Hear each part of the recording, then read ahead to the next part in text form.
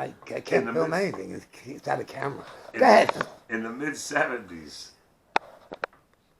Is it really working, man? Relax. Tell me what you're going to tell me. You're practicing. All right, so I recall my parents saying how much better things were since my father got the union job. Yeah. And I recall in the mid-'70s, I was maybe 10 years old, and 1199 was on strike. And I remember that where the picket line was, and my dad was out on strike, and he took me onto the picket line. And I remember being short, so my pops put on the shoulder. Put me up on his shoulders. Oh, look, he's getting overwhelmed. I love it.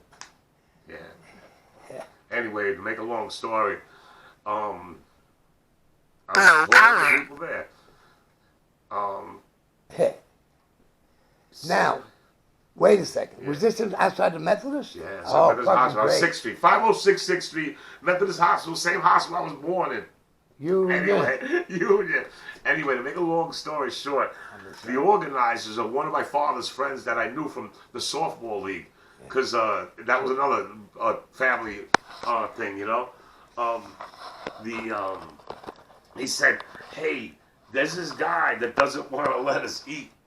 You know, this is the guy who doesn't want to negotiate, doesn't want a fair contract, and until we have a contract, we're not gonna work, because we can't eat promises. We can't eat promises, and that's all he's giving us, promises. We need a contract before we go back to work. So Mr. Green is gonna come down the street, Mr. Green. So they tell me, listen, we have this egg, this stinky, rotten egg, and Mr. Green, he's doing these stinky things, so we want him to know what something stinky smells like. So when he comes down the street, you're gonna say, 'Hi, Mr. Green,' and he's gonna get down on one knee, and he's gonna say to you, 'Where do I know you from?' That's when you have to hit him with the egg, but you have to hit him under the nose so he could smell it. He had a beard. Yeah, all right, so. How old were you? 7? 10. I was 10. Anyway. What a job. I love it. Yeah. Anyway, you know, some people might say this is child abuse, but what they did was they unleashed the beast, man. Oh, yeah. You know? But anyway, I go there, and just as he said, Mr. Green presumptuously gets down on one knee. He goes, 'Where do I know you from?' And I said, 'From here.' And I smash him underneath his nose and his mouth with the egg. Now, hindsight 2020, what the organizer was making sure I didn't do was the assault charge if I smashed his glasses into his face. So he told me to make sure he smells it.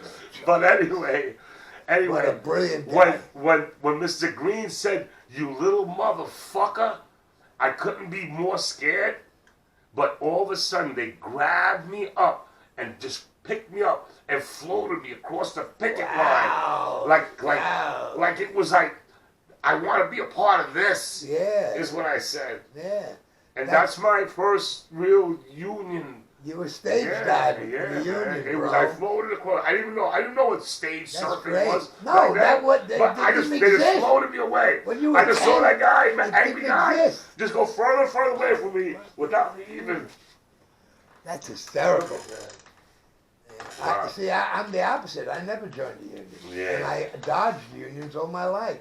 When I worked for the cab company, they were making money off the part-timers. They were charging like $30 a month, getting dues. You got nothing for it. So I was a good driver. But don't worry, please, leave it alone. This is my house. Okay, you do it. Anyway, Morty, my dispatcher, when the union guy was in there, he'd go like this, lift his hat up, and that would come back.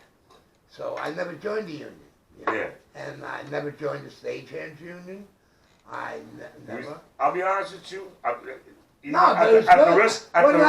I knew it was over. At the risk of being incriminating to myself, we used to drop wrenches on people's heads like you. But anyway, nothing personal. It's been tried, buddy. It's been tried. Ooh, what happened? Yeah, man. Oh, yeah.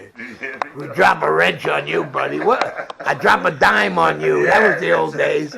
And then when you got the dropping dimes, wow. When dime meant something else, it became a compliment. Yeah. Ooh, look at this thing. That's